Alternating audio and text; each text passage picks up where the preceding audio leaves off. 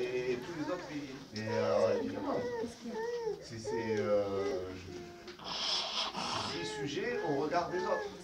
Mais si dans ma famille on m'a dit, tu sais que tu es de la lignée qui étaient très importants dans ce village, et il y avait ton grand-oncle qui était, si on s'inscrit déjà dans des lignées, si on a la fierté de, tu sais, nous le voyage pour venir, c'était ton grand-père qui est venu en France, ça a été un voyage extraordinaire parce qu'il est passé par là, il a vécu des choses terribles, et ça, si l'enfant s'inscrit dans des choses qui sont de vraies gloires humaines, eh bien, il a en lui une fierté qui fait que même s'il y a des regards des fois d'imbéciles ou de curieux aussi, parce que c'est pas que la méchanceté, hein, il est seul, certes, il y a un problème de race, oui, parce qu'il est différent. Mais les autres, bon, peut-être qu'il pourra un jour se singulariser, amener un objet de sa maison et dire voilà, ça c'était quelque chose qui appartenait ou je ne sais pas si tout le monde le suit, mais on peut en reparler, on peut en autre côté. Donc les insultes, l'insulte c'est la même chose, mais là c'est pour toucher, c'est comme les coups, c'est la même chose. Tout ça, ce sont des signes, tout ça, ce sont des expressions de violence.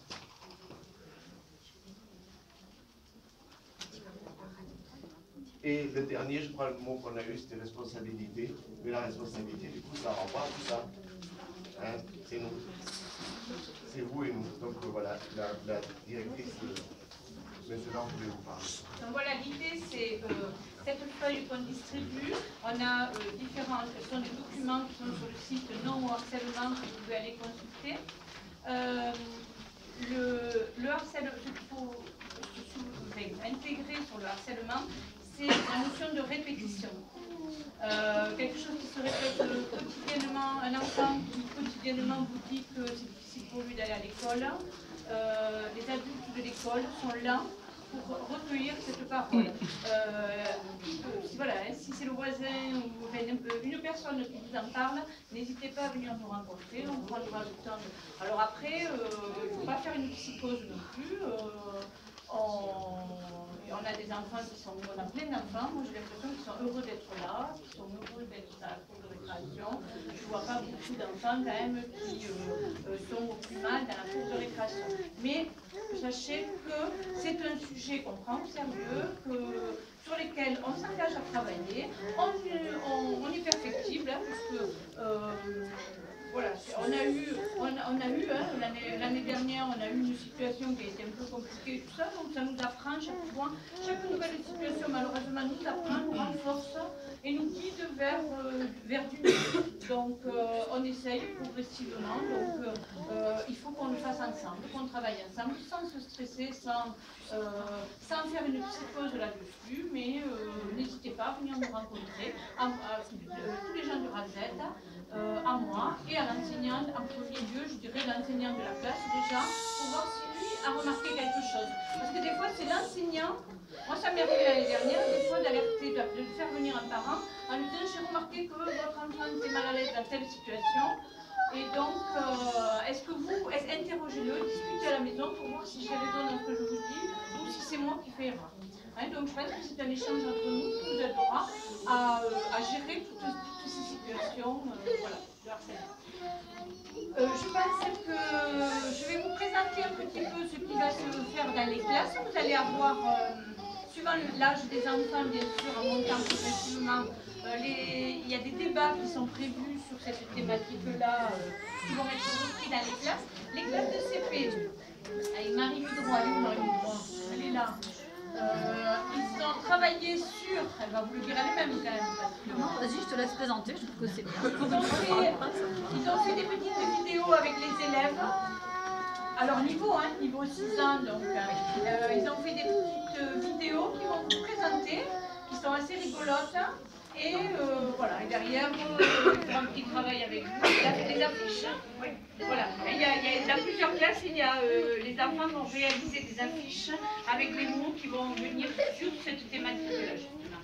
Dans les deux classes de CP, Madame Arter et Madame Denem vont travailler toutes les deux sur la même thématique. C'est un travail d'art visuel qu'ils vont faire également. Ils ont commencé en amont un travail qu'ils vont vous présenter à partir de toutes les vidéos qu'ils ont regardées, tout ça.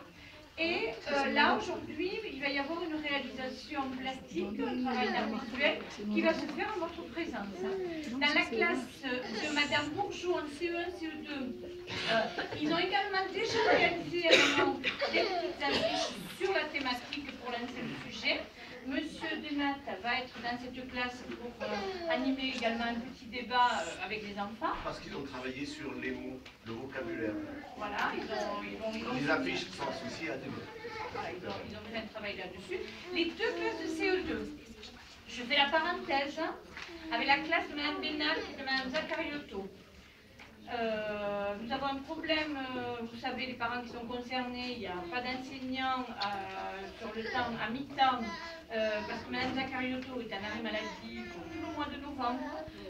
Fille, danser, qui est assez sympathique aussi, sur le harcèlement, sur la thématique du harcèlement, et derrière, donc, il y aura un petit travail là-dessus. Voilà pour les deux classes de CE2. Alors, il y a les 4 classes de CM1 CM2. Chez Monsieur Couvert, en CM1 CM2, eux, ils ont fait un travail basé sur la poésie. Donc, ils ont écrit des poèmes sur le thème un peu de la violence, un peu du harcèlement. Pareil, donc ils vont d'abord vous présenter ces poèmes, et ensuite, il y aura un petit débat qui se fera derrière. Pareil, chez Monsieur Delalleux, eux, c'est à partir d'un livre qu'ils ont lu, qui introduisait la thématique. Ils ont lu un livre, et à partir de ce livre qu'ils ont lu, nous en parlerons, ça va ouvrir sur un débat. Et les deux classes de Mme Steinmeyer et Dupin ont fait une magnifique fresque qui est déjà affichée sous le préau.